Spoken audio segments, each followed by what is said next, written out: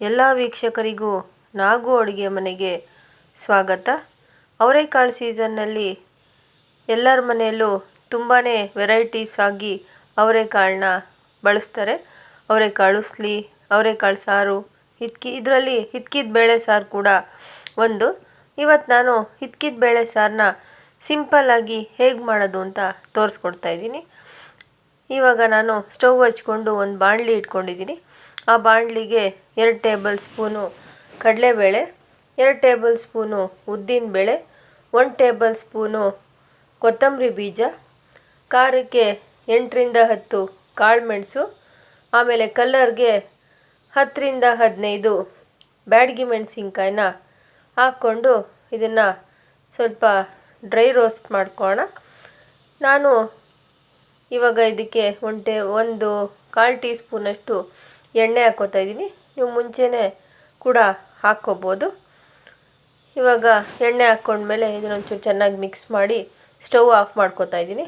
Stove off ಮಾಡ್ಕೊಂಡ್ಮೇಲೆ ಇದಕ್ಕೆ 1 table spoon ಜೀರಿಗೆ ಹಾಗೂ 1 ಟೇಬಲ್ ಸ್ಪೂನು ಗಸಗಸೆನೂ ಹಾಕ್ಕೊಂಡು, ಆಮೇಲೆ ಒಂದು ಚಿಟಿಕೆ ಅರಿಶಿನ, ಇದನ್ನೆಲ್ಲ ಹಾಕ್ಕೊಂಡು ಚೆನ್ನಾಗಿ ಮಿಕ್ಸ್ ಮಾಡಿ ಇದನ್ನು ಸ್ವಲ್ಪ ತಣ್ಣಗಾಗೋಕ್ಕೆ ಪಕ್ಕಕ್ಕೆ ಎತ್ತಿಟ್ಕೊಳ್ಳೋಣ.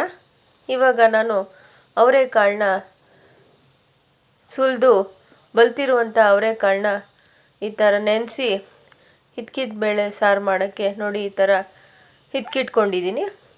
ಇವಾಗ ಅದನ್ನು ಬೇಯಿಸ್ಕೊಳ್ಳೋಕ್ಕೆ ನಾನು ಒಂದು ಕುಕ್ಕರ್ ಇಟ್ಕೊಂಡು ಕುಕ್ಕರ್ಗೆ 2 ಟೇಬಲ್ ಸ್ಪೂನು ಎಣ್ಣೆ, 1/4 ಟೀ ಸ್ಪೂನಷ್ಟು ಸಾಸಿವೆ ಸಿಡಿದ್ಮೇಲೆ ನಾವು ಬಿಡಿಸಿಟ್ಕೊಂಡಿರುವಂತಹ ಅವರೆಕಾಳನ್ನ ಮತ್ತು ಸಣ್ಣಗೆ ಹಚ್ಚಿಟ್ಕೊಂಡಿರುವಂತಹ 2 ಟೊಮೊಟೊ ಹಣ್ಣನ್ನ ಹಾಕ್ಕೊಂಡು ಚೆನ್ನಾಗಿ ಮಿಕ್ಸ್ ಮಾಡಿಕೊಂಡು ಅದು ಮುಳುಗಷ್ಟು ನೀರು ಹಾಕ್ಕೊಂಡು ಕುಕ್ಕರ್ ಲಿಡ್ನ ಕ್ಲೋಸ್ ಮಾಡಿ 2 ವಿಜಿಲು ಕೂಗಿಸ್ಕೊಳ್ಳೋಣ.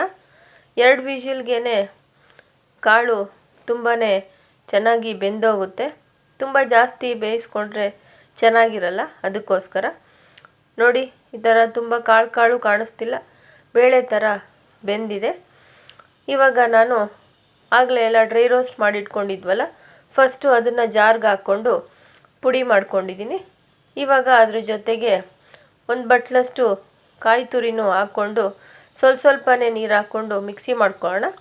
ಇವಾಗ ನಾನು ರುಚಿಗೆ ತಕ್ಕಷ್ಟು ಉಪ್ಪು ಹಾಕ್ಕೊಂಡಿದ್ದೀನಿ. ನೋಡಿ ಇದನ್ನು ಚೆನ್ನಾಗಿ ನುಣ್ಣಗೆ ರುಬ್ಕೊಂಡು ಇವಾಗ ಆ ಮಿಶ್ರಣನ ನಾವು ಬೇಯಿಸಿಟ್ಕೊಂಡಿದ್ವಲ್ಲ ಕಾಳು ಟೊಮೆಟೊ ಅದಕ್ಕೆ ಹಾಕ್ಕೊಂಡು, ಆಮೇಲೆ ಜಾರ್ಗೆ ಸ್ವಲ್ಪ ನೀರು ಮಿಕ್ಸ್ ಮಾಡಿಕೊಂಡು ಅದನ್ನು ಕೂಡ ಇದಕ್ಕೆ ಹಾಕ್ಕೊಂಡು ಚೆನ್ನಾಗಿ ಮಿಕ್ಸ್ ಮಾಡ್ಕೊತಾ ಇದ್ದೀನಿ.